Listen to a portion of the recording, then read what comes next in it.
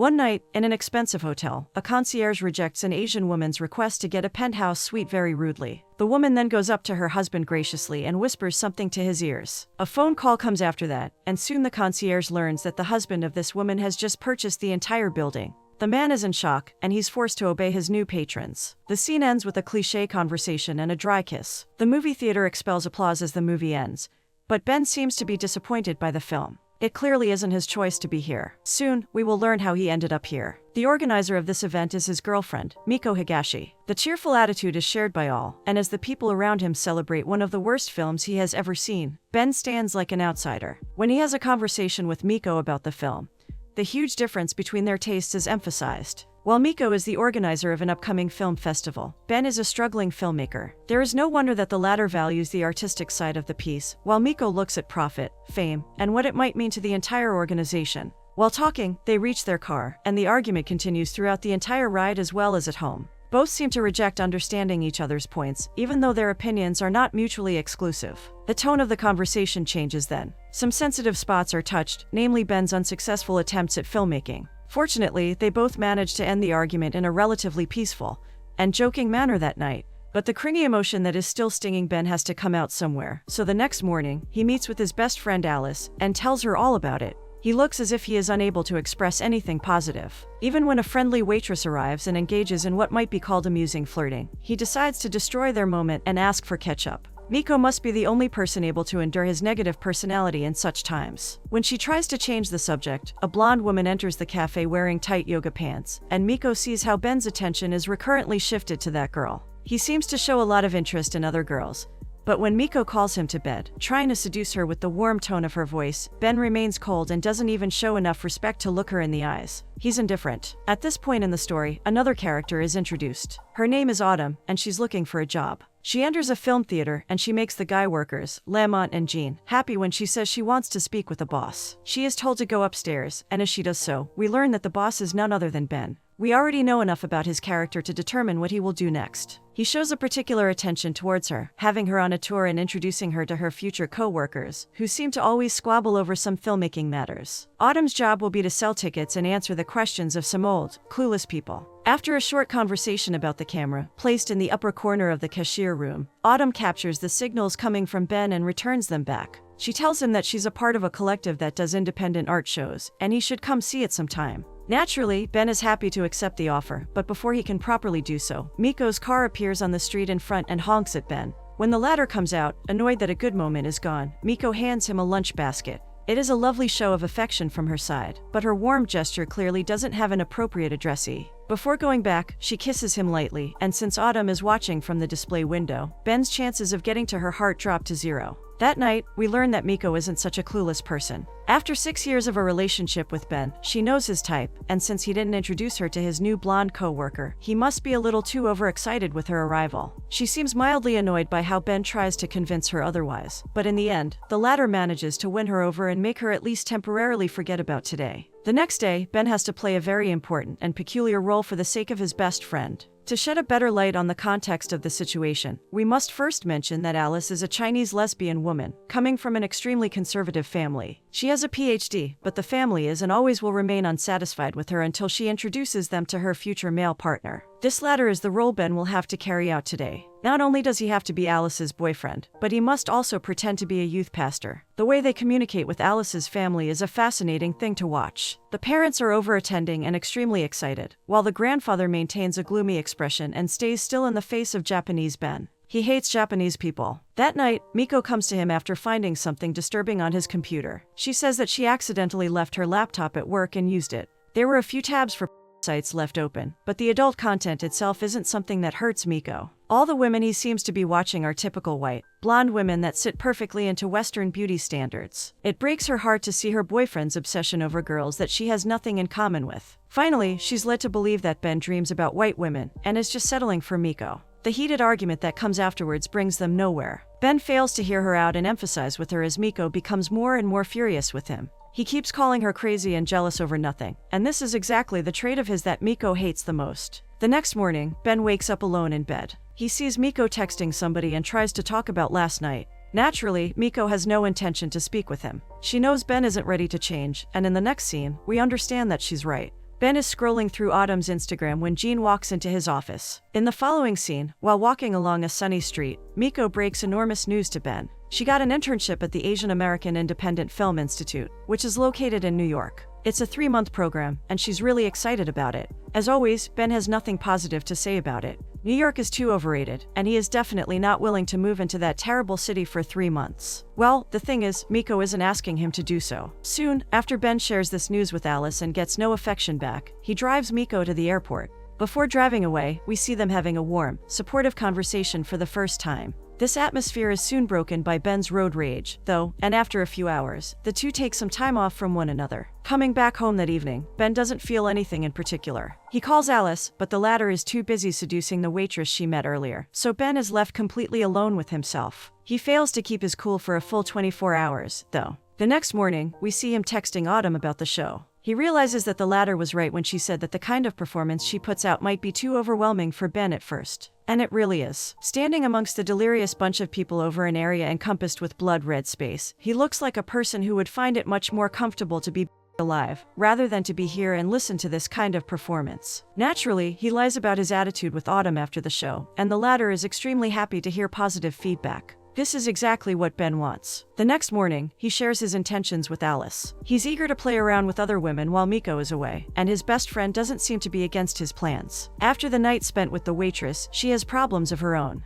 The latter is starting to get attached. Turning to the more important conflict of the story, Ben tries to act all interested while talking with Miko on the phone that night. This pretentious interest turns out to have a really short lifespan, however, and Miko realizes after a few seconds of an inevitable fight that they should not talk at all for a while. Ben tries to justify his attitude again, but before he can play his magic with his words, she hangs up with no intention to speak with him again. Ben goes on a date with Autumn then, and after entering her apartment afterwards, he realizes that she is clearly insane. She has pictures of her urine pinned to her wall, calling it an unfinished project of hers. Once we saw Ben talk down his girlfriend's biggest achievement, but here we see him praising the dumbest project ever recorded, just to get laid. They move into the kitchen not to wake up Autumn's roommate. Then Ben tries to take the first step. He leans over for a kiss, but Autumn knows he has a girlfriend, so she rejects him immediately. Even though he hasn't officially broken up with Miko yet, Ben lies that he's no longer in a relationship, so the girl drops her reluctance. Just before they kiss, however, she jumps up suddenly, as if an electric shock had just crossed her entire body. She seems to have obsessive-compulsive disorder, so for Ben, all hopes are turned to dust. The next evening, after he enters her workspace to apologize, Autumn engages in a lengthy monologue, explaining why it didn't feel right the last night, and even though Ben doesn't listen to a word she's saying, he nods his head in approval.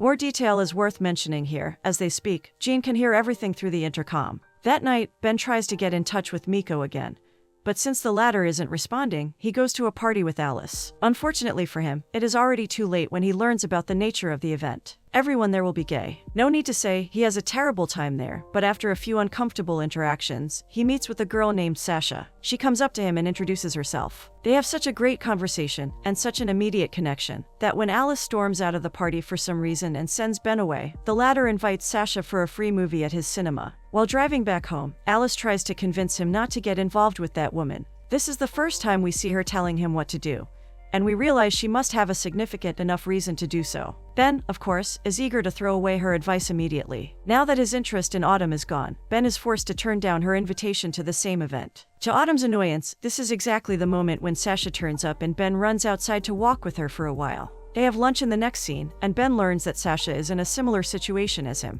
She's just recently broken up with his partner. They seem to be much like one another, and that just cannot be good for either of them. Ben doesn't work the next day, so he meets with her again, and they get to know each other better. While walking around an empty bookshop, he shares a part of his story. His passion for going into filmmaking was enormous, but now, after many unsuccessful attempts, it's burning extremely low. The prospect of becoming a great director looks impossible from this point of view, and he's already in peace with this realization. All of these moments led to them kissing that night in Ben's apartment. Even though Ben is acting overly anxious and tense, the two end up in his bed. Ben thinks that for the first time, Alice is jealous of his when Ben shares last night's experience with her, but his friend seems to be having a really tough time. She's been kicked out of school, and she needs some support. After arriving there, Ben realizes that Alice is planning to fly to New York too. She got into a fight with somebody on campus, and now she's temporarily banned from the university. Ben can't believe his ears. This decision of hers annoys him a lot, but Alice seems to have already purchased the ticket, so she's going.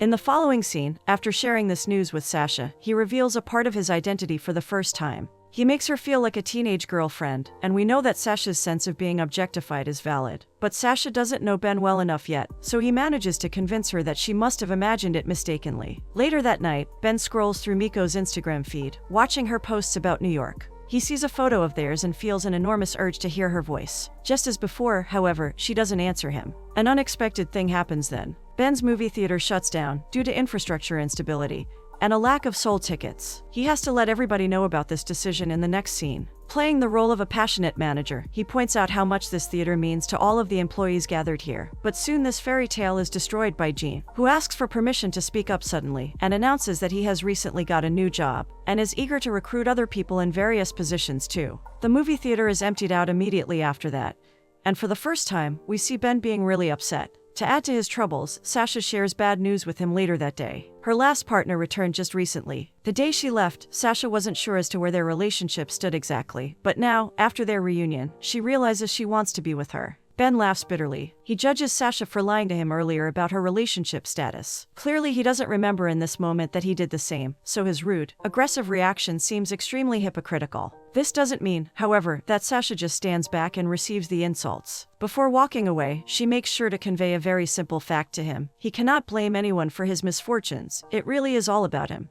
When he sees her exiting through the street, a particularly sad expression lands on his face. He might actually be thinking about Sasha's last words. That evening, he closes the theater for the last time and tries to get in touch with Miko again. And when all his attempts prove futile again, he starts writing a script. The creative block is still too strong, though. Despite everything, however, we see him trying to do the right thing within the course of the next few days. After one of the pointless attempts to leave yet another message to Miko, suddenly his phone starts ringing. He jumps up from excitement and answers abruptly, but disappointment hits when he realizes it is only Alice calling just to say hi. Perhaps this is the moment when Ben finally feels the consequences of his actions dragging him down into a pit of desperation. And with the voice of a person in need of serious help, he asks Alice if he can come to New York and stay with her for a little while. His best friend happily accepts him, of course. She's been living with her new girlfriend, Meredith, this entire time. After a warm introduction with the latter, the three spent quality time on the roof of her apartment building. The night city is blinking on the horizon as they engage in a conversation about Ben's relationship with Miko. Here, Alice overshares a little too much with Meredith, and suddenly Ben decides to pay her back. He sees her having a real, adult relationship for the first time in her life, but this doesn't stand in his way of trying to destroy it in this very spot. He remembers the time she got into a fight on campus, and a terrible, uncomfortable silence falls. The next morning, over breakfast, Alice makes sure he understands that she's truly serious about her relationship with Meredith. Quite sternly, she makes him promise that the last night will never be repeated. Later that day, they stalk her Instagram together and find a guy who has been liking all her posts lately. The guy's name is Leon, and when they go over to his account, they find something very unexpected. He is a photographer, and as it looks, Miko has been modeling for him for what seems like quite a while. Her photos are exposed above the door of a designer store. Upon entering through the door, they are encountered with a cashier who clarifies to them that Leon is not only a photographer, he's a designer himself, and this is his boutique. Ben isn't mad. He now realizes that knowing about this is mostly his fault. The next day, he does something out of his character to get her back. She goes to the Asian American Independent Film Institute, holding a lovely bouquet, and asks to see Miko. The guy behind the reception table, however, tells him something that changes his entire perspective of things. He says that he's the only intern there, and no one by the name of Miko has ever worked there. The news is striking for Ben. He realizes there was no internship, and storms out of the building in rage. Now he wants even more to get in touch with her. Using Alice's phone, he rings her, hoping that she will answer a different number, and this plan proves to be successful. Ben seems to have really thought about this conversation a lot. He acts as if he doesn't know anything about her lie, and accepts the offer to have a conversation about their future later that day. However, in the end, he adds that he's currently at the postal office, looking at some important mail that should be transferred to her current location. He asks what address he should put in and thus learns where she resides. While looking at her apartment building, the two engage in a conversation about Alice's plans. The latter seems to be thinking about dropping grad school forever and coming to live in New York for good. And before Ben can challenge her thought process accordingly, their chat is cut short. Miko walks out of the building with the designer, and they start walking along the street. Ben and Alice follow them, of course, and gradually, Ben becomes more and more sure that he's spectating a date. Later that evening, he continues to tread the path of hypocrisy as he scolds the designer guy for dating an Asian girl. He's so sure that a white guy with a beard who speaks Japanese must be Miko's type too, and this becomes a subject of argument between him and Meredith. The promise he made to Alice is soon forgotten by Ben, and after infuriating her with his line of thinking, he makes an insulting joke that is supposed to alleviate the situation. But the joke does the opposite. Even though Alice laughs at it initially, Meredith stands up and walks away. The couple engage in a fight about her laugh, and Ben is forced to move away from Meredith's apartment. In the following scene, while strolling through the designer's Instagram once more, Ben comes across a photo of her in which she's clearly holding the same pillow that she had back in Ben's apartment. The piece must be taken in his home, and all it means is that the cheating happened even before she moved to New York. Ben is as enraged as ever. Shortly after, he spies on them again, and when the couple walks into the street, he faces them up front in infuriation. He comes up to them directly and attacks the man, who is twice as tall as him. The encounter is chaotic and unpredictable, as Ben scolds both for having sex in his own bed. But Leon shows an inhuman ability to remain calm and take a hold of this situation. His interaction with an infuriated Ben is a hilarious thing to watch, as after Ben's threats, Leon tries his best to retain his martial art instincts. In the end, he realizes that no matter how nicely he is treated, Ben won't calm down, so he leaves the ex-couple to talk in privacy. The tension rises as they prepare to have a fight. Ben feels as if he has the upper hand in this argument, so he starts up by pointing out all her wrongdoings. To his surprise, however, Miko has an answer to everything, and she makes perfect sense. This entire process hurts Ben's brain, as he said that nothing happened in his bed. They just took some photos and decided to postpone their future meeting until everything was okay with Ben. She also knows about Ben's little adventures back in California, and frankly, she is sure now that all her hatred that is directed at her is nothing but a projection of his self-hatred and nothing else. It is true that Ben has some solid arguments too, and Miko apologizes for the things she did wrong. But in the end, as Ben begins preparing his final ambush, Miko cannot help but smile. She realizes that after this moment is gone, she will never have to listen to Ben talk in this manner ever again. The magnitude of her hate is purely visible here, and Ben has nothing more to say. The door is open to him then, and despite wanting to stay and cling to the opportunity of having her back, he walks out. When he returns to Meredith's apartment, he overhears an argument between the couple that is clearly about him. Here, making a decision, Ben enters the room and, to put an end to this fight, does the right thing.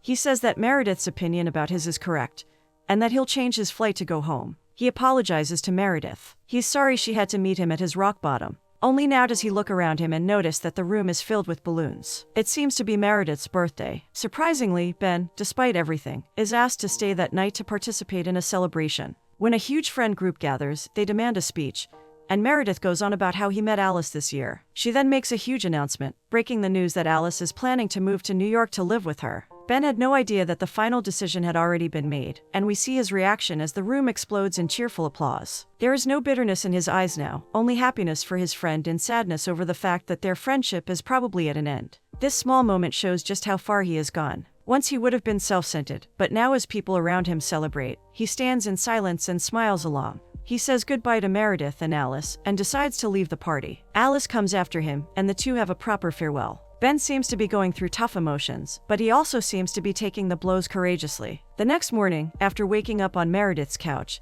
he looks at their couple photo, and a genuine, light smile is stretched across his face. Looking at their connection, he realizes this is exactly what he wants. And compared to before, now he's truly ready. He writes a note to the couple saying that he's going to see Miko, and thanks them for their hospitality. He runs through the streets of New York with his luggage to give his love one last chance, but then suddenly, he sees Miko and Leon together, having a cup of tea. There is no petrification and no hate. Glad to see her happy, Ben smiles, sighs deeply, and heads to the airport. Throughout this story, he lost everything, but after this necessary process, the time for new beginnings has finally come.